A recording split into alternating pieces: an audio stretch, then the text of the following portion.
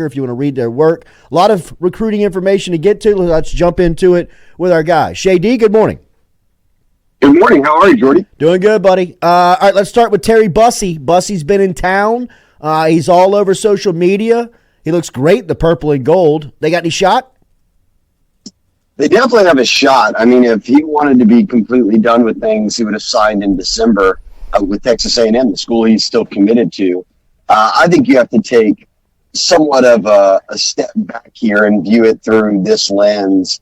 LSU's already flipped 4 Texas A&M guys this cycle. They did 2 out of Texas and Cohen Eccles, an offensive lineman, and Weston Davis, another offensive lineman, and then 2 here in Louisiana with Gabe Relaford and Don McKinley, a couple D linemen. So they've made the most already of Jimbo Fisher being fired, where A&M's program's at versus LSU's, the trajectory of both of them, and had a lot of guys buy in. Now, Bussey's the 5th kind of piece to that puzzle, but is the one guy who's remained committed to A&M, never decommitted.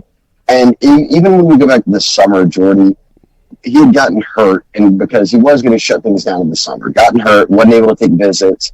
So said, hey, let me at least take a couple of visits in the fall, then I'll decide. And in September, he went to Bama and LSU and A&M, and ends up announcing for A&M. Now, he didn't sign in December when Jimbo and that whole staff got fired. He said, let me meet new coaches, everything like that. And that brings us to about now, over the past week. Instead of Bama, he went and saw Georgia. That's where Travaris Robinson, the DB coach at Bama, is now at Georgia. So he kind of swapped them out, and he has the familiarity with T-Rob, but nothing's really buzz-wise coming out of Athens.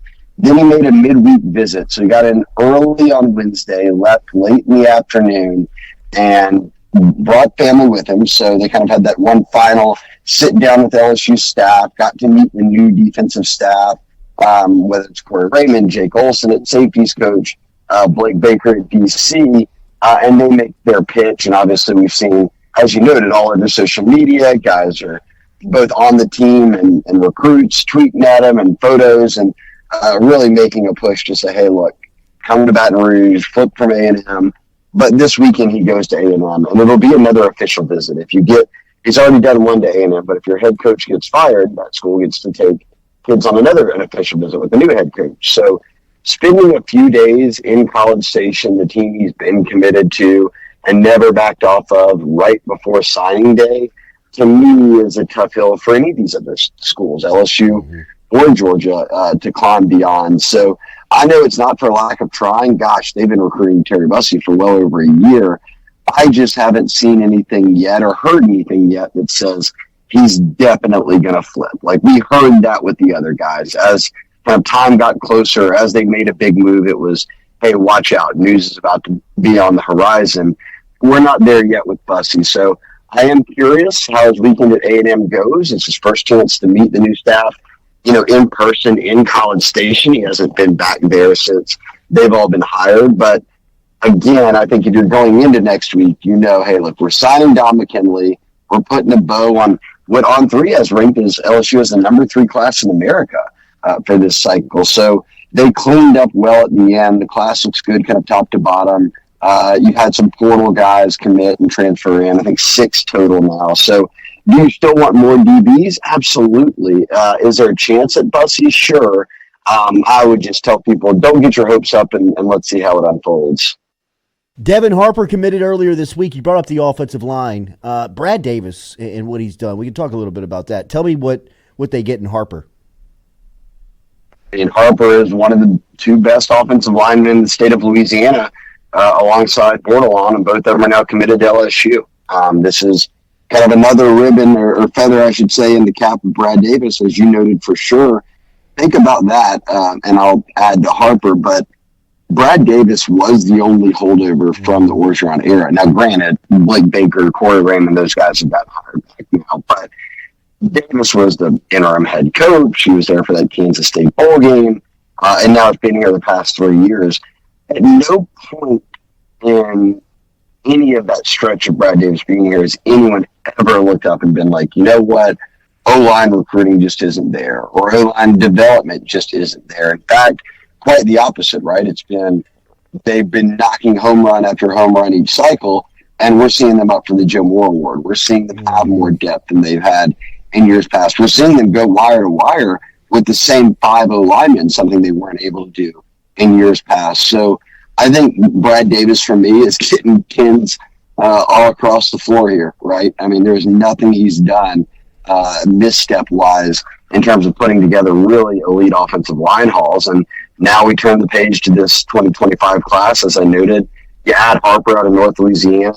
He's now, you've got both the two highest ranked offensive linemen in Louisiana committed. He's recruiting in Texas and some other kind of surrounding states of guys he likes. So with Harper, you get someone who's ranked right now as a top 10 interior offensive lineman in the country. And we kind of combine the guards and centers in this sort of one ranking. And so you'll have offensive tackles and then interior offensive linemen. He's a 4-star and considered one of the best that's out there. Plays left tackle right now. Probably will kick inside to one of the guard spots at the college level. And he's also set to play senior year at Calvary Baptist up there, which is where James Simon, the one guy who's in the top 8 in the state rankings and is not committed to LSU. They have 7 guys committed to LSU. The 8th guy will be Simon, and Devin Harper will be blocking for him this year. So he's got an LSU guy already in his ear right now. I saw Mario Cristobal and Miami on Calvary Baptist's campus yesterday. LSU has been up there. What is the latest on Simon?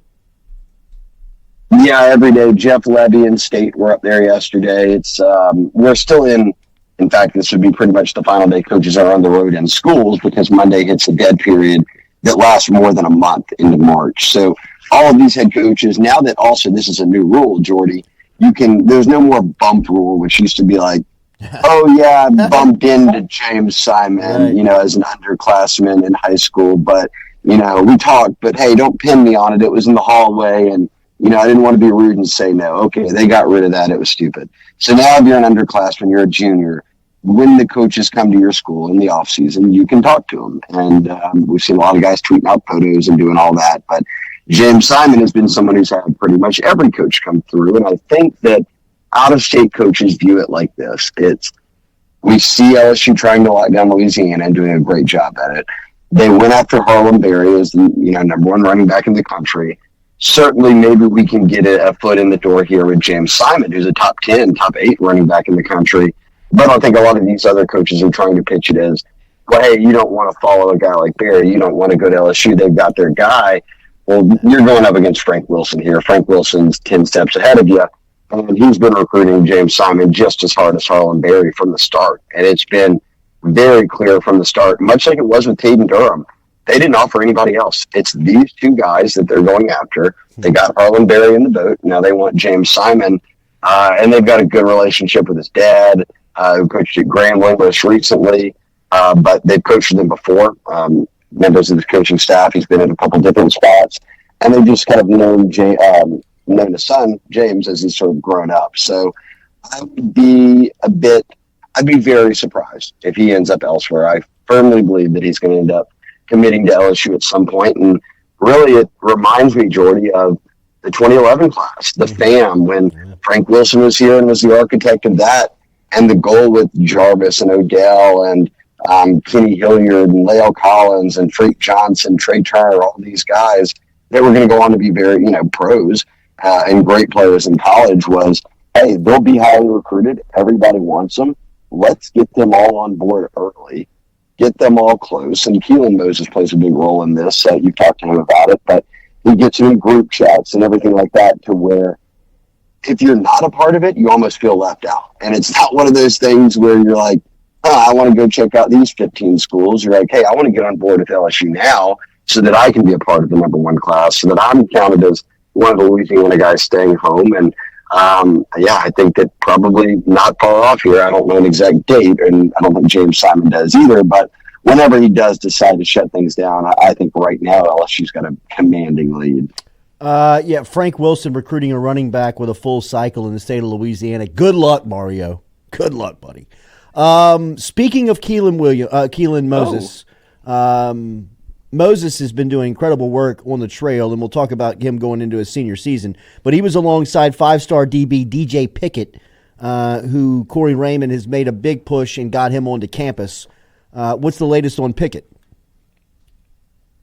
Yeah, well, I like that key. It was sort of a Freudian slip. Keelan Williams. Shout out Keelan Williams. Right. Legend right there. The calf man. That's right. The man who invented the big calves. Now you got me on Keelan Williams. DJ Pickett is, we've got him ranked as the number 1 safety in the country. 6'3", crack speed, arms touches, hang below his knees.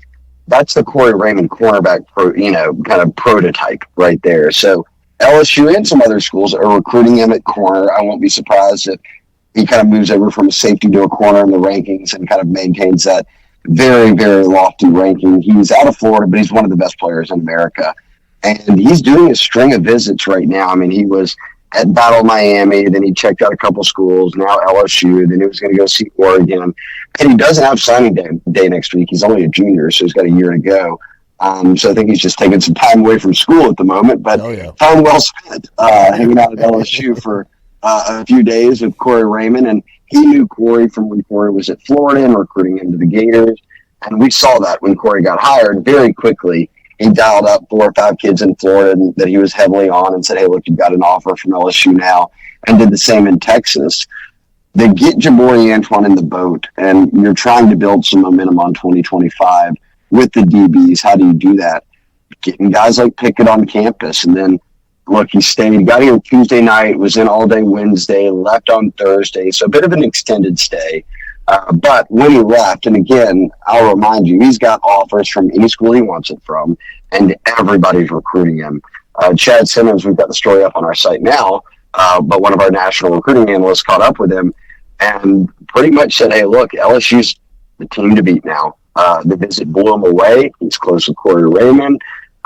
He loves this sort of idea of bringing DBU back, and he's watched LSU sort of DBs go through the league over the years and kind of says, hey, look, I want to come in and be a part of something like that. So this is why you wipe the slate clean on defense and try to bring in some kind of new life there. And this is the expectations you have when you're bringing back a guy like Corey Raymond, is that go put us in the mix with the best DBs that are out there, both at corner and safety. This is a guy who, like I said, is ranked as the number 1 safety. They like him at corner, and Corey's sort of running things there. So it was all hands on deck, though. I mean, they had the coaching staff, they had Deshaun McBride, Joel Rogers, current players, that just signed, and then recruits.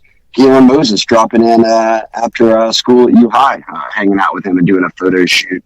And I think that's another thing to remember here when everybody loves to celebrate what Keelan Moses is doing.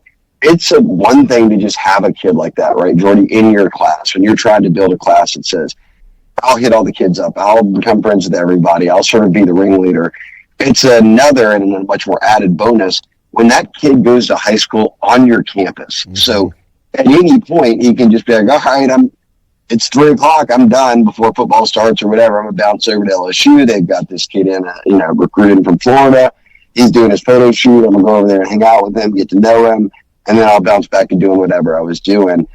Boy, I think by the end of this, we're going to look at Keelan Moses as right there with Russell Shepard as one of those guys who in LSU lore is considered someone who not only was a big-time commitment, but someone who was really an architect of a class. How about Slade Nagles' first week on the job? He's a guy that I know that they really trust on the trail. They sent him out to Georgia to go check out a pretty good athlete, right? He's been all over. And I think that they're trying to find out right now kind of the pockets that all these new coaches will recruit, where they best serve. But he was the 10th hire, and sort of with a little bit of kind of an exclamation point on the reality that all 10 on-field hires have coached college football in Louisiana before now. And he's done it at an extended Tulane stop. He's made a McNeese stop. He's a McNeese graduate. Came out of high school as a big-time player and signed with Steve Ensminger as a quarterback at Clemson back in the day, but then made his way back to Louisiana, has been here for a long time. I think he's going to be a really, really good one. I mean, this is a guy who's got special teams experience. He's overseeing that room. He's got tight ends experience. Jordy, name me a tight end room that's got more upside than what LSU has right now. You've got Kamorian Pimpton on roster, sort of waiting to see what he does after year one. You're bringing in Trey'Dez Green, a 5-star for on 3. and one of the top tight ends in America, as two with Corey and Pimpton and him, 2 6'6.5" guys who can jump out the gym and catch the football as well as anybody. So those are weapons. You've got a starter in Mason Taylor. You've got an experienced blocker in Mac Markway. And then you've already got a commitment from someone in Nagles' neck of the woods, in J.D. LaFleur, the son of a first-rounder tight end at LSU and David LaFleur. So I expect tight end, whether it's sort of nationally or here locally and into Texas, to be pretty well attended to with a guy like Nagel, who's got some skins on the wall and knows what he's doing and is still younger and sort of has a rapport with these kids that they talk about are really liking. So the future of the tight end room, which I never doubt if Brian Kelly's your head coach, is in good hands. I'm excited about that one as much as any, because I don't think Jade Daniels ever needed a tight end. Like, there was no routes Mason Taylor were running were helping Jade Daniels, because he would just run for those 10 yards. He didn't need a dump off or, that kind of short check down. But boy, we saw in the bowl game, Garrett Nussmeier hooked up with Mason Taylor. He went for 80-something in a touchdown or whatever it was. So I do think in the Nussmeier offense this year, the tight ends will be a pretty big deal. Big push, obviously, on defensive line as well. You've seen Bo Davis in a lot of living rooms and a lot of social media over the last week and a half. How's that with him now representing LSU? What's been the feedback? Oh, I mean, kids are excited, and we're seeing and this is kind of the same thing that's happening with Corey Raymond, right? They are coming from spots where, let's say, like, give an example of Blake Baker and Kevin Peoples. Missouri and LSU are not always recruiting the exact same type of player, right? Not geographically, maybe not talent-wise, but Corey being at Florida and then certainly Bo Davis being at Texas, you're after the exact same kids you were after before. That's sort of the standard you want to be at. So a guy like Bo Davis comes in and says, all right, switch out that orange polo, toss that away, give me the LSU one, got it. I'm going to go hit up all the kids that I've already been recruiting and just tell them, hey, look, I'm at LSU now. You've got an LSU offer. Here it is. And that's what a lot of this past 2 weeks were about for him, was checking back in with all these guys, going to high schools, letting them know this is where I'm at now. This is the pitch. Have obviously built up Texas's D-line nicely. Now he gets to add the pitch to LSU. Hey, we need D-linemen. We need interior defensive linemen, even more specifically. And I think we'll start to see that pay dividends in this 2025 class, because they're done with 2024 by and large, right? Unless somebody hits the portal, you add a late JUCO guy, maybe like a Jaleel Muhammad out of Garden City. But there's not just a plethora of high school DTs still out there. But there is for 2025 and beyond. And we've seen him offer guys in Texas. We've seen him hit schools in Louisiana. He's been in Georgia. He's been in Mississippi, which is his native state. And a number, I'd say double-digit offers have been handed out. So I would, right now, we've seen, again, Brad Davis get him a commitment, but Corey Raymond making a little bit of a noise by getting guys like DJ Pickett in. I think that Bo Davis is probably not far off from us starting to kind of really see, oh man, this was the benefit of hiring him well beyond what he is as a coach and developer. Feels like the recruiting momentum is heading in the right direction for LSU. I mean, it kind of feels like almost the ship has been righted. Is that maybe a little too dramatic? Yeah, I wouldn't say too dramatic. I think a lot of people just live in, I guess we use the ship philosophy here. They'll be in rough waters and think that's paints the overall picture, or whatever it is, where you might go a few months without a commit, or a couple of guys you're chasing go elsewhere. Here's the reality of it with the on-through rankings. And Brian Kelly, in his first full cycle, they finished with the number 5 class in the country. Right now, they've got the number 3 class in the country. For 2025, they've got the number 1 class in the country, and it's not close. If you're starting at 5 and working your way up to 1, you started at elite. I mean, anyone who's got a top 5 class has put together an elite class. Now, this is high school. I'm not including portal. They've gone extremely heavy on the portal the first 2 years. Now they wanted to be into the single digits in the portal. They're at 6. We'll see what the spring portal window holds, but recruiting-wise, I don't think there's a single team in the country that anybody is looking at right now beyond LSU and saying, man, they are on an absolute run. And I have not gotten texts like that from even a lot of coworkers who work at the Georgias and the Bamas and all these places, when they text me and after the kind of James Simon the Devin Harper and Jabari Antoine commitments. I'm like, man, every time I look up, LSU is landing some number 1 player at their position. how did they already have 3 5-stars? How did they already have like 9? And Jalen Dell, a kid from Georgia, was the very first commitment. He reopened his process this morning. They're going to go in separate directions. That's not a shock. They have 9 commits. All 9 of them are ranked as top 250 guys. 4 of them are top 20 players in America. And then obviously 3 being 5-stars, all number 1 players at their position, quarterback, running back, receivers. So they've been recruiting really well. This is a whole nother level. And I think it speaks to kind of what the staff, how it got assembled, and just how talented they are at recruiting. Shea, great stuff as always, man. We'll be looking forward to the pod. You can check that out at On3, and always you can check out the Bengal Tiger podcast and check Shea out every Friday here on the show. See you at Superior, bro. All right, we'll see each other soon. Thanks for having me on.